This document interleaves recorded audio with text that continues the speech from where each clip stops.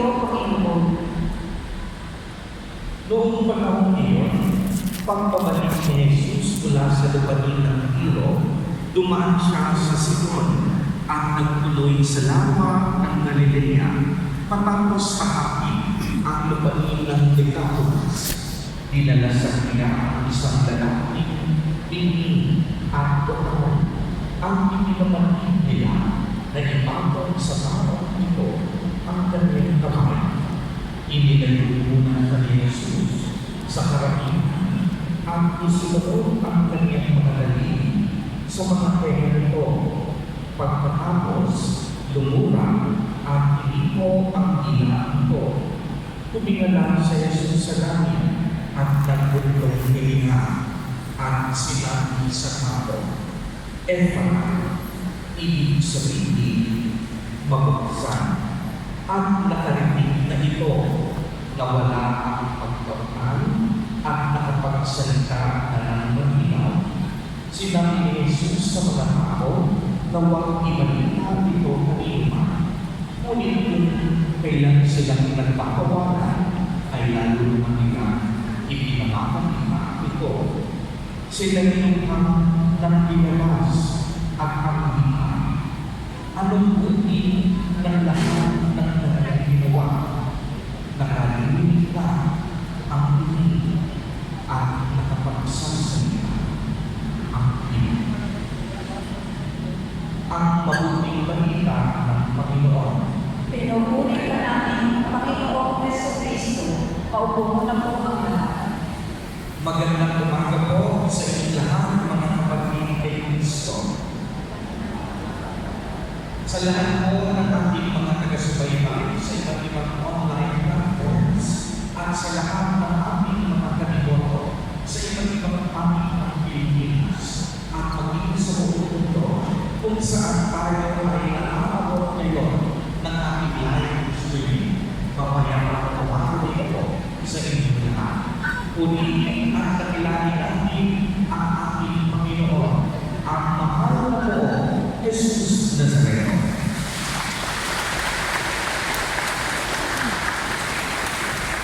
Mga kapatid ng Kristo at mga kaniboto, malugod po namin kayo tinatangka sa Basilika Minor at pagpansang kampana ni Jesus Nazareno.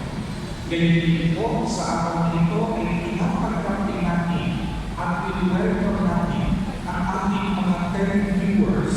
Dahil sa mga sandali nito, tayo po ay naka-live broadcast sa television and cable channel ng ating channel 23. At simula ngayon ito, tuwing kasyon at umaga, ay mapapanood na po ang isa at makakapahagi ng ating mga kapatid sa kanilang bahay sa channel 23. Isa sa ganap na ikakamin ng umaga. Kaya kalulunod namin pinakakla at pinabahagi ang aming mga kapatid sa pananampalataya na nasa kanilang mga bahay at nanonood ngayon sa kanilang mga television.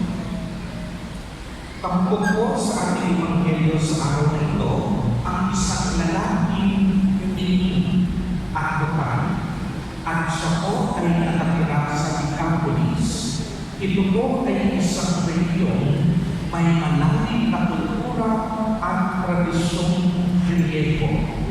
Ang karamihan sa kanila ay mga Hintil.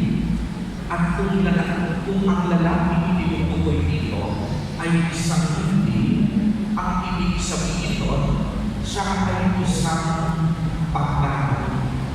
Noong kapanahunan po ng ating mahal na po Jesus Nazareno, naniniwala ang mga Hudyo na sila na ang maliligtas dahil para sa kanila, tanging ang bayan nila ang pinili, ang pinagpawag, ang inilan ng Diyos. Kaya naman para sa kanila, ang mga pagano at mga hindi walang uwang sa kaharian at pagkakaroon ng Diyos. Subalit, maliwanag kong narinig natin ang ginawa ni Jesus Nazareno sa araw na ito isinuot niya ang kanyang daliri sa kanya ng lalaki pagkatapos lumura at hindi po ang ilang nito tumingala sa langit at nagbuntong nila at sinabi sa tao, Ephata, na ang ibig sabihin, mabuksan. Kaya naman kung inyong mapapansin, agad-agad nakarinig ang lalaki na wala ang kanyang pagkautal at nakapagsalita na siya ng muli at malinaw. Mga kapatid ni Kristo at mga katiboto, napatunayan natin sa ating Ebanghelyo na lubos na kinalugdan ni Jesus Nazareno ang lalaki ito dahil na rin sa kanyang pagtitiwala at pananampalataya. Sa pamamagitan ni Jesus Nazareno, ang kaligtasan ay naging bukas para sa lahat. Ang pagpapagaling ay hindi lamang para sa mga Hudyo, kung hindi ang pagpapagaling ay para sa lahat. Ang kaligtasan hindi lamang sa bayan ng Israel, ang kaligtasan na sa ating mga kapatid. Tayong lahat na binibigyan sa kalan ng ating Panginoon.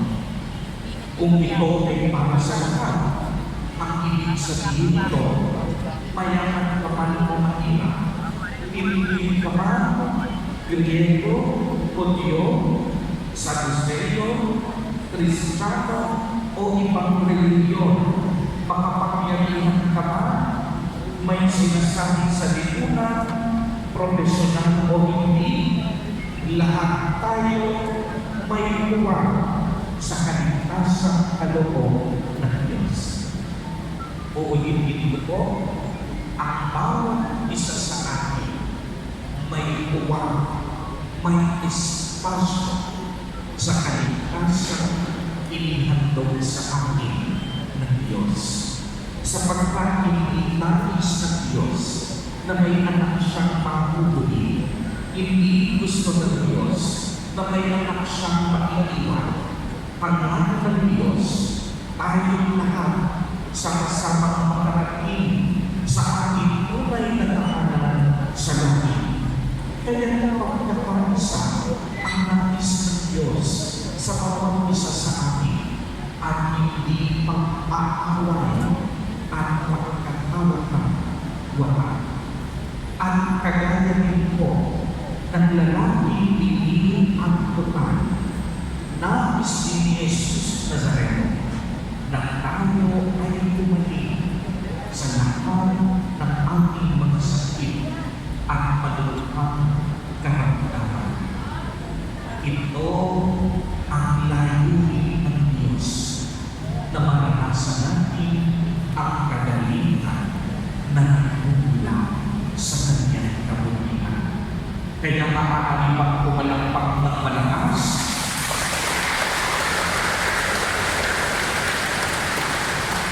Ang mga nag-iwoto natin nais gumaling sa kanilang mga sakit at karamdaman. Nais lumaya sa kanilang pagkakaalitin sa mundo ito. Nais magkamit ng kaligtasan mula sa Diyos.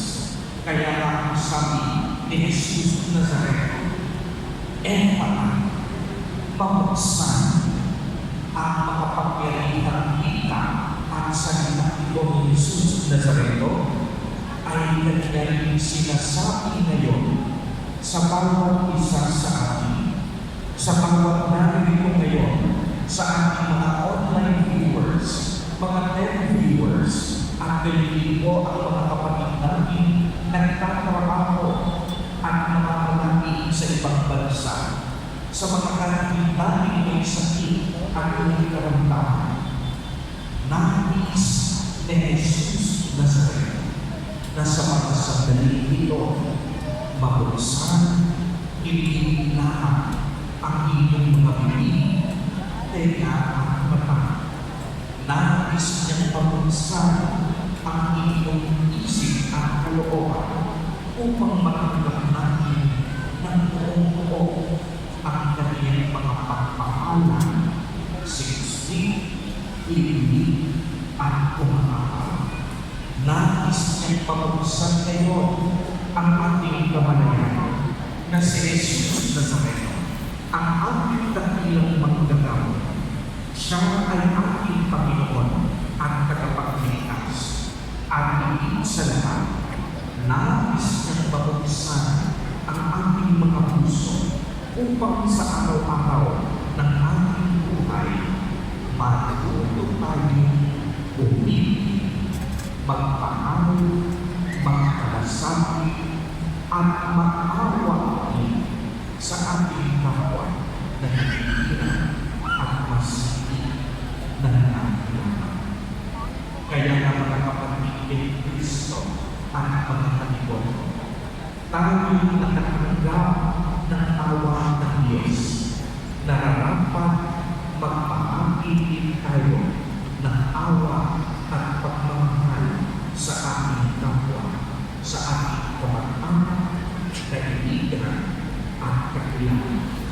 As Father Teresa says perfectly, the fruit of love is service, which is compassion in action.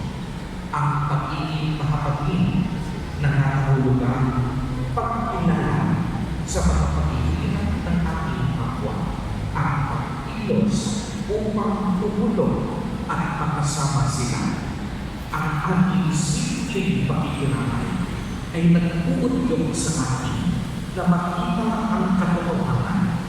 Ang pag-ibig makapaging dapat ang maging lente ng ating puso. Ito ay nagpapanintulot sa atin na tanggapin at maunawaan ang tunay na kahulugan ng ating pagsusumika. Jesus is often moved by compassion because mercy and compassion is the language of love. Mga kapatid ni Kristo, sa pagpapatuloy po natin ng pagdiriwang ng banal na Eucharistia, naway buksan ni Kristo ang ating mga mata upang makilala natin ang nangangailangan sa ating paligid at tulungan sila sa paraan na higit na makapaging. Sa mga sandali ito at sa araw na ito, sa espesyal na paraan, inuunita natin ang kaarawan ng mahal na Birheng Maria, ang ina ni Kristo, ang ina ni Jesus Nazareno, ang ina ng Diyos. Kaya pasalubungan natin ng masigabong palakpakan ang ating kapalitan. At kagaya po ng ating mahal na Birheng Maria, siya ay naging bukas sa kalooban ng Diyos at nananatiling bukas ang kanyang puso sa kanyang pagdalangin sa atin, sa kanyang paglinga at sa kanyang pagdarasal na tayong lahat mabuksan din ang ating puso't kamalayan sa katotohanan ng mga kapatid natin mas higit na nakailangan ng awa at kapal. Sa pagpapatuloy natin ng banal na Eucharistia, inihandog na sa atin ng Diyos ang kaligtasan na pagkakamap niya sa bawat isa sa atin. Buksan natin ang ating puso at kalooban. Bigyan natin ng pagkakataon na si Jesus Nazareno, pagpapali at maging ng ating puso at maging magdagano. Amen. Purihin at dakilain natin ang ating Panginoon, ang mahal na Lord, Jesus Nazareno. Tumayo po ang lahat at ating ipahayag ang ating pananampalataya. Sumasampalataya po sa Diyos Ama makapangyarihan sa lahat, gawa ng langit at lupa. Sumasampalataya ako kay Yesu Kristo, iisang anak ng Diyos, Panginoon nating lahat. Nagkatawang tao siya, dala ng Espiritu Santo.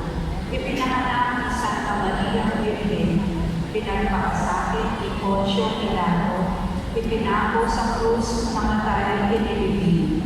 Nanalo sa kinaroroonan ng mga yumao, nang may ikatlong araw na buhay na paguli, umakyat sa langit, naluluglong sa kanan ng Diyos Amang makapangyarihan sa lahat. Doon magmumulang paririto at bubuo sa nangabubuhay at nangamatay na tao.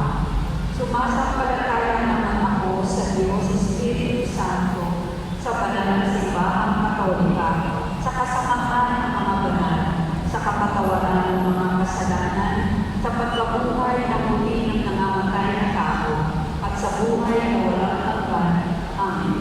Minamahal kong mga kapatid, humiling tayo ng kagalingan sa mapagpagaling na kamay ng Diyos. Buksan nawa niya ang ating puso't isipan upang sa ating pagdating, magsilbing tayo ng kagalingan para sa ating kapwa, lalo-lalo na sa mga nangangailangan.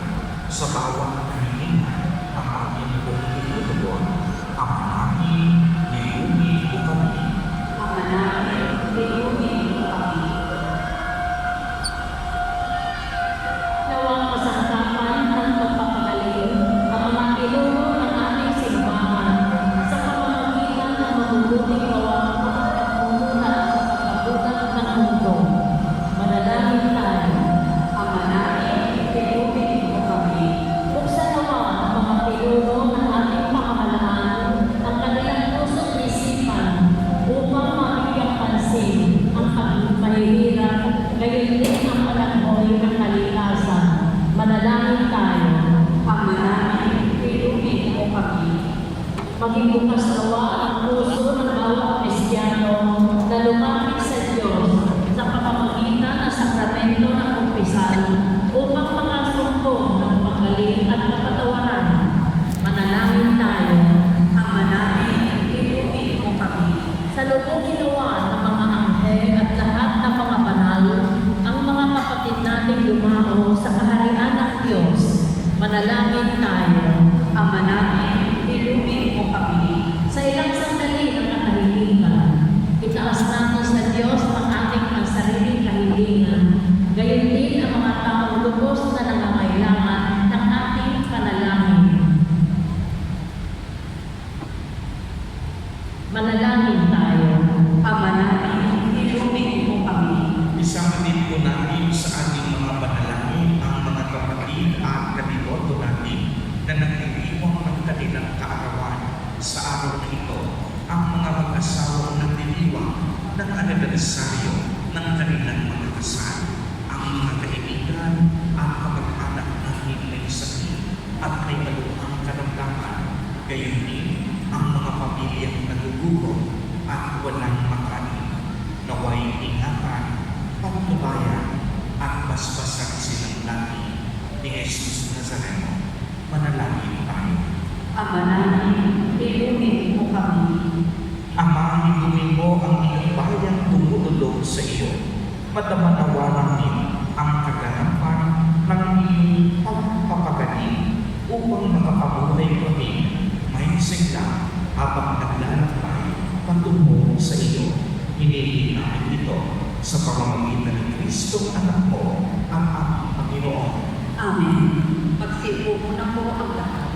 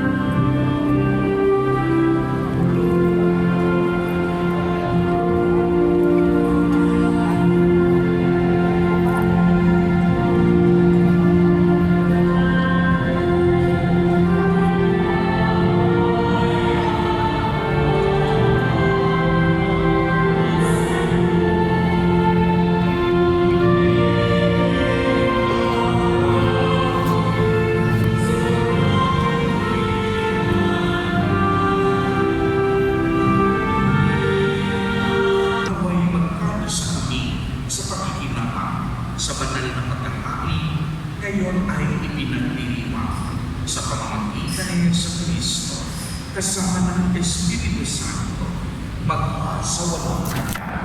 Amen. Sumainyo ang Panginoon. At sumayin, Itaas sa Diyos ang inyong puso at diwa.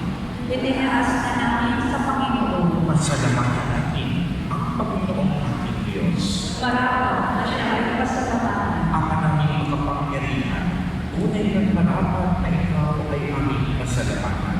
Sa iyong kagandahang loob, kami ay iyong ibinuot upang iyong matagpo sa kadakilaan ng lubos.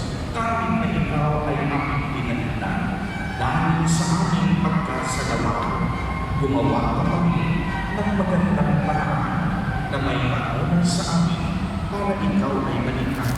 Kaya ang iyong minamahal na anak ay naging isa sa mga taong tama upang may kapwa kaming makapagligtas sa aming pagkapahamak at pagkaligaw ng landas.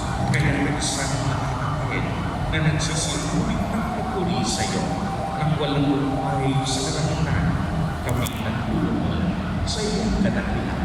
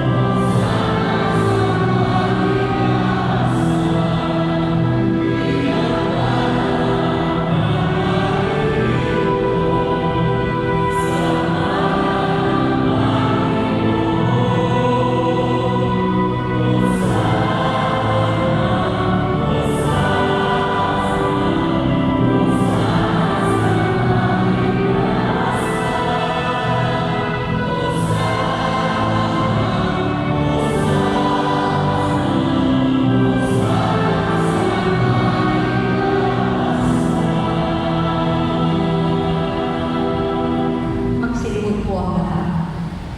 Ama namin banal, ikaw ang bukal ng kanang kabanalan. Kaya sa pamamagitan ng iyong Espiritu ay gawin mo pong banal ang mga kaloob na ito upang para sa amin ay maging katawan at dugo ng aming Panginoong Jesucristo. Bago niya pinag-iisang pusang loob na maging handog, ginawa niya ang dinapay, pinasalamatan kaniya, pinagatihan niya iyon, iniabot sa kaniyang mga alagad at sinabi, tanggapin ninyong lahat, ito ang kanin. Ito ang aking katawan na ihahandog para sa inyo.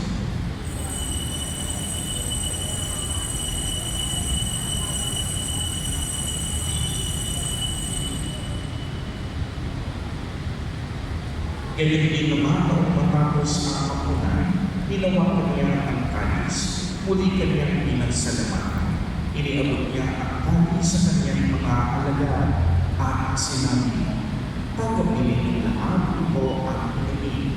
Ito ang kalis ng aking dugo, ng bago at walang hanggang tipan, ang aking dugo na ilubuhos para sa inyo at para sa lahat sa ipagpapatawa ng mga kasalanan. Gawin niyo ito sa pag-alala sa amin.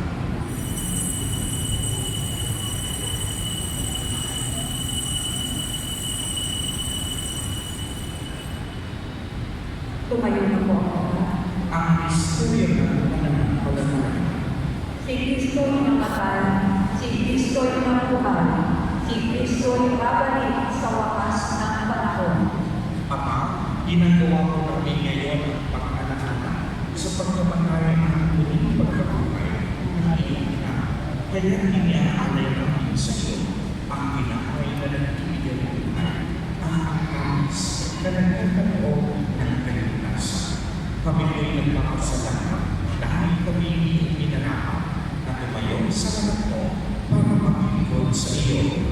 Isinasama na kami magsasalo-salo sa katawan at dugo ni Kristo ay mabuklod sa pagkakaisa sa pamamagitan ng Espiritu Santo. Ama, tingnan mo ang iyong simbahan, laganap sa buong daigdig. Gustusin mo kami sa pag-ibig kay San Francisco na aming Santo Ama at ni Jose na aming Obispo at ang kanyang kapalitan. Alalahanin mo rin ang mga kapatid namin na himlay na may mag-asa sila'y hindi mabubuhay. Gayon din ang lahat ng mga pamamahay. Kaawaan mo po sila at maguliin sa inyong kalimutan.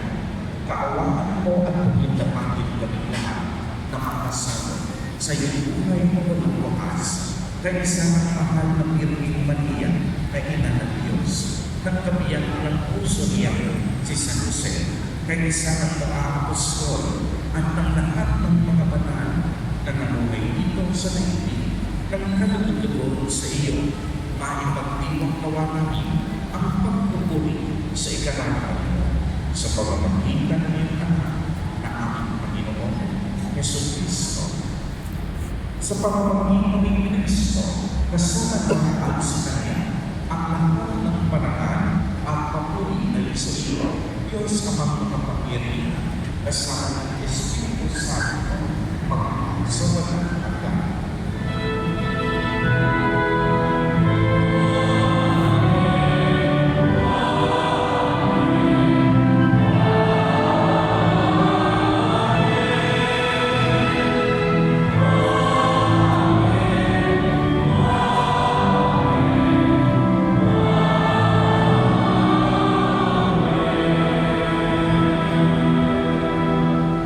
Sa tagubilin ng mga nakagagaling na utos at tulo ni Jesus na Panginoon namin ng Diyos, ipaayag po namin ng lakas ko. Ama namin, sumasalangit ka. Sa pahin ng aral mo, mapasa amin ang kaharian mo. Sundin ang loob mo dito sa lupa para lang sa langit. Bigyan mo kami ngayon ng aming kakanin sa araw-araw at patawarin mo kami sa aming mga sala para ng pagpapatawad namin sa nagkakasala sa amin. At huwag mo kami ipaligulog sa tukso at ialiyaw kami sa lahat ng masama. Inihiling namin ang kami ialiyahan sa lahat ng masama. Pagkalooban ng mapayapaan araw-araw, iligtas sa kasalanan at ilayo sa lahat ng kapakapan. Samantalang aming pinananabihan ang dakilang araw ng pagpapahayag ng tagapagligtas namin sa Jesucristo. Sapagkat iyo ang kaharian at ang kapangyarihan at ang papurihan magpakailanman. Amen. Panginoon Jesucristo, sinabi mo sa iyong mga apostol, kapayapaan ang iniiwan ko sa iyo. Ang aking kapayapaan ang ibibigay ko sa iyo. Tumayan mo ang aming pananampalataya at huwag ang aming mga pagkakasan. Pagkalooban mo kami ng kapayapaan at pagkakaisa ayon sa iyong kalooban, kasama ng Espiritu Santo, magpasawalang hanggan. Amen. Ang kapayapaan ng Panginoon ay laging sumayo. At sumayin. Magbigay ng tayo ng kapayapaan sa isa't isa.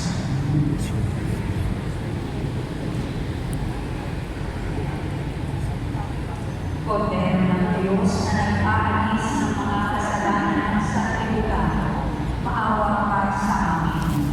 Kordero ng Diyos na nag-aalis ng mga kasalanan sa libutan, maawa ka sa amin.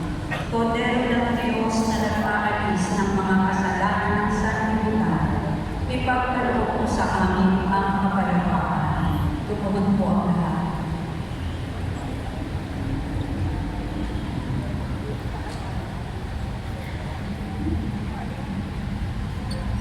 Ito ang kordero ng Diyos. Ito ang nag-aalis ng mga kasalanan ng sanlibutan.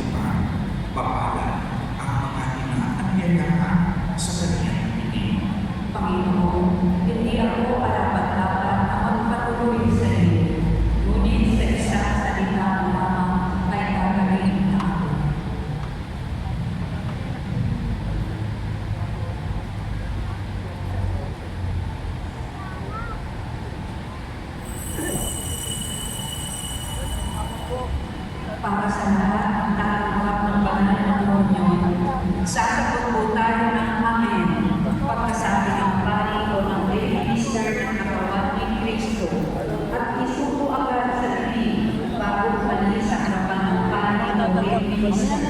Sumunod po tayo. Pag maluwag yun, saka sila sigit eh. Anyway,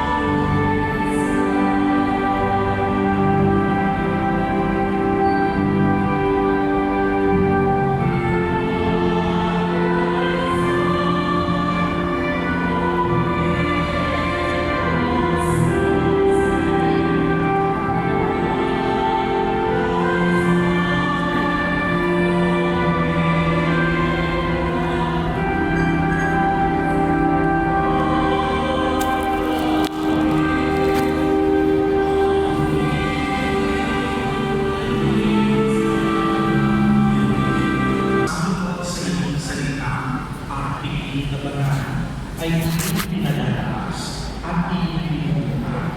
Pagkindapapin mong kami mapakinabang sa buhay ng iyong anak na para sa amin sarili niya ang alay.